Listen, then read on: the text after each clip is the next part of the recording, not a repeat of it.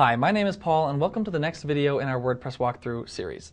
Now, if you'll remember, I'm showing you click by click how to make this exact website, just a simple one that I made after an hour or so. I'm showing you how to do it yourself. Now, in the last video, we went over how to change the overall look and feel of your website, how to pick a theme, and what we did is we added a photo and a title, things like that. Now we're going to add a static page. Now, a static page is a really helpful tool for websites.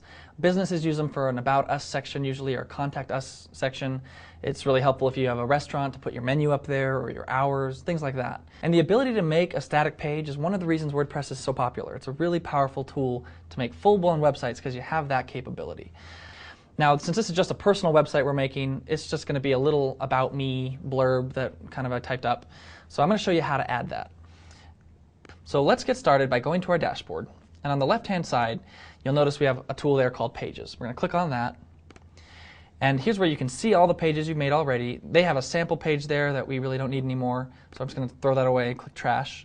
But we are going to add a new one. So click Add New right on the left-hand side. And it's going to ask you to call it something. Now, for our purposes, we're going to call it an About page. Okay? So I'll just type in About. And I've already wrote down a little blurb for me to put into this page. I'm going to go grab that. Here it is. I put a favorite quote up there, and I'm just going to copy and paste it into this text box. So this text box is great. If you've used a word processor, it'll look familiar. You can bold text, italicize it, center it, all that stuff.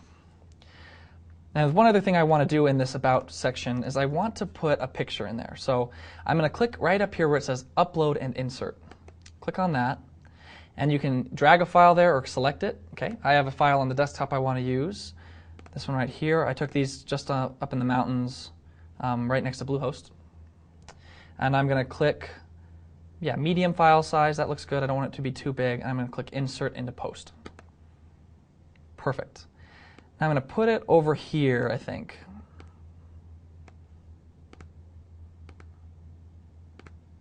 There we go. I'm going to put it over on the right, so I'm going to right justify it, so the text kind of wraps around it a little bit.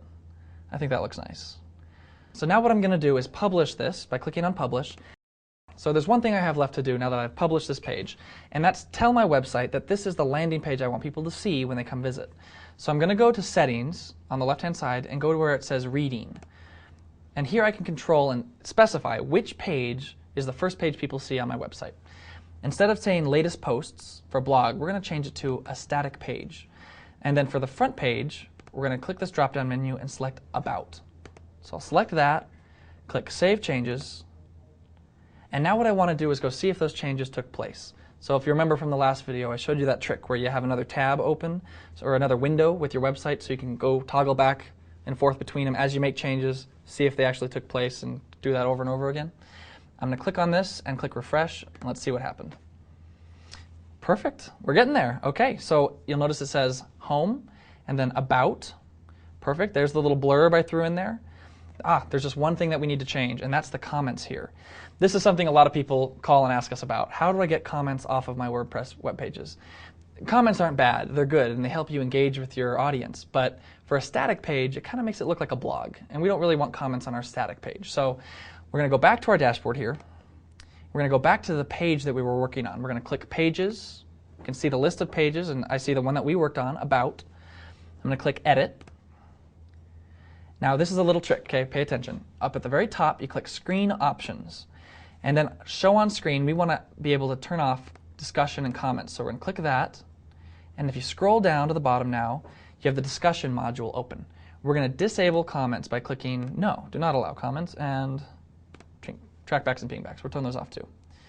All I have to do is click Update. Perfect. Now let's go back to our website to see if that change made a difference. I'm going to click Refresh. Perfect. Now if you'll notice, my comments section at the bottom is gone. So all I have here now is an About Us section, the quote, my little blurb, and the picture I took, and looks like we're in business.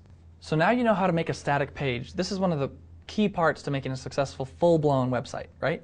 Now in the next video, we're going to go over blog posts and how to add dynamic content to your site.